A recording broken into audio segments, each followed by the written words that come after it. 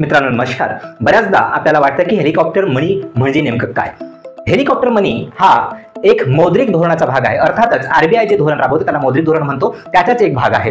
Helicopter मनी ही जी संकल्पना सांगितली पहिल्यांदा ते आहेत मिल्टन फ्रीडमन. मिल्टन फ्रीडमन हे अमेरिकन अर्थशास्त्रज्ञ आहेत. मात्र या संकल्पनेला जे प्रसिद्धी मिळाली बेन बर्नांके यांच्यामुळे. बघा बऱ्याचदा काय होतं की अर्थव्यवस्थेमध्ये मंदी येतं. मंदी म्हणजेच काय तर लोकांकडे पैसा नसतात. पैसा नसले की ते मागणी करत. परिणाम त्याचा असा होतो की बेरोजगारी वाढण्यामध्ये त्याचा परिणाम होतो. बेरोजगारी खूप वाढतं. मात्र जर अशा वेळी लोकांकडे पैसाच नसेल तर आरबीआय समोर येतं आणि आरबीआय जे धोरण राबवते त्यात सगळ्या धोरणामधील म्हणजे अर्थातच मौद्रिक धोरणामधील एक धोरण जो आहे तो आहे हेलिकॉप्टर मनी.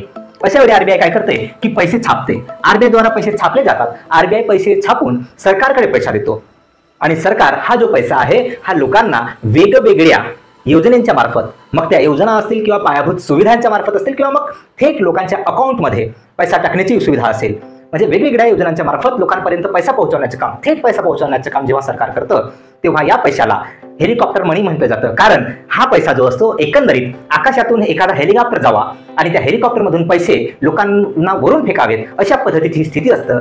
म्हणूनच या पैशाला आपण हेलिकॉप्टर मनी म्हणतो.